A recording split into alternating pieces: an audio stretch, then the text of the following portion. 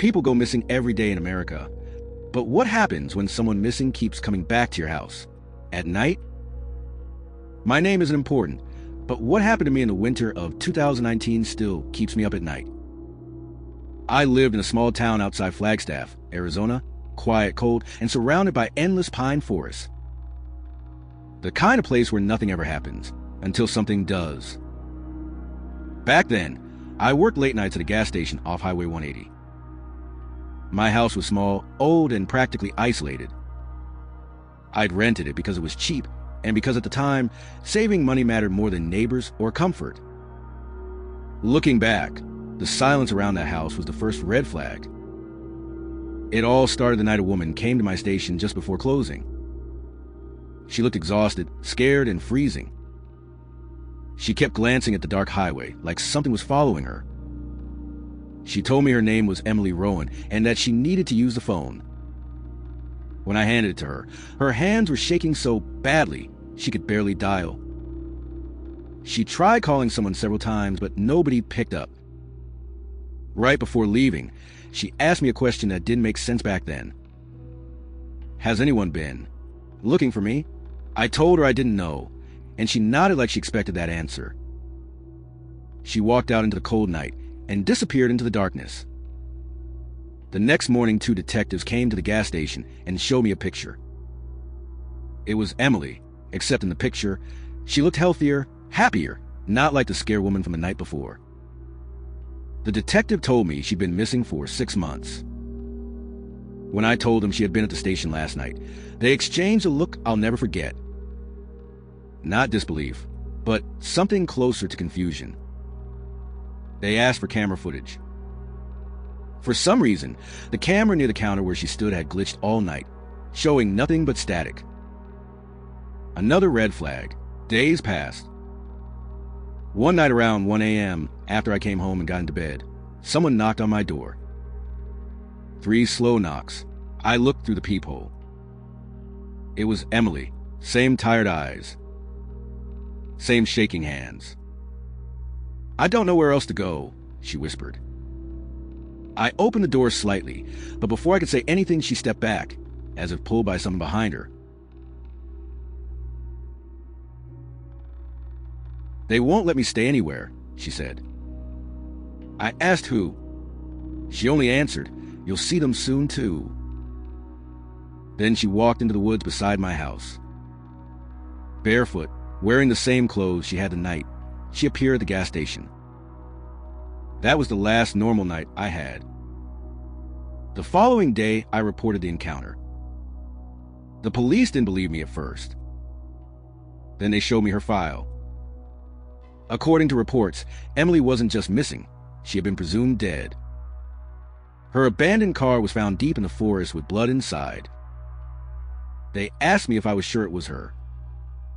I was, but they said something that chilled me.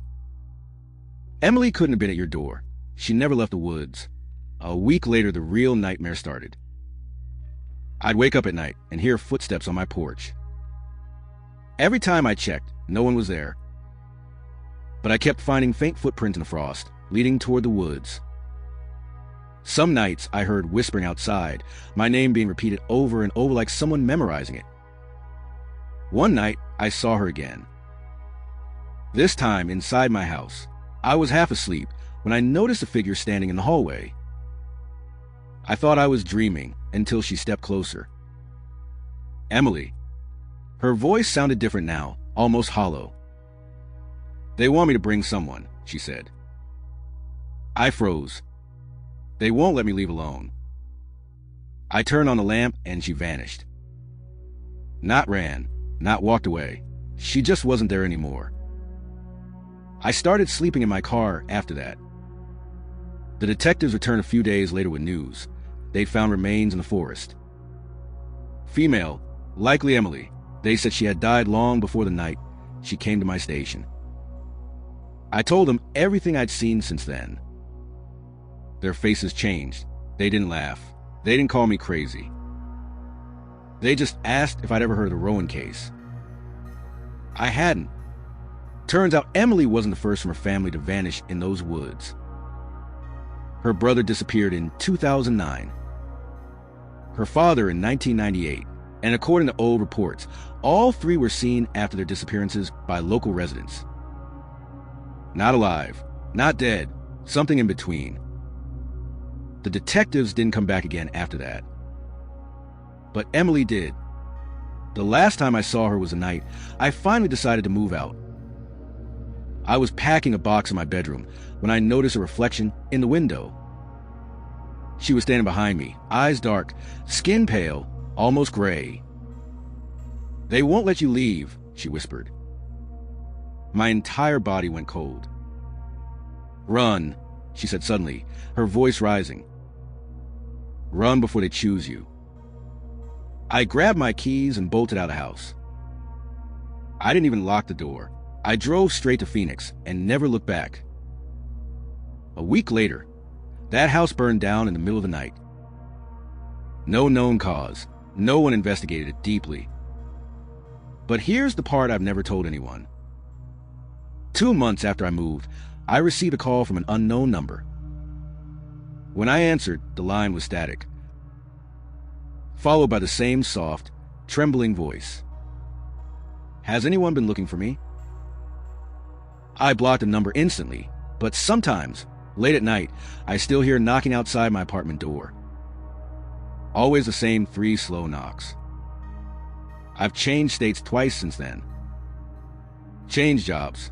Changed everything. But last week, my neighbor told me something that made my blood run cold.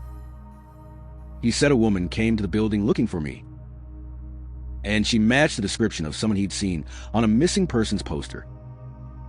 A poster with a name I pray I never hear again. Emily Rowan.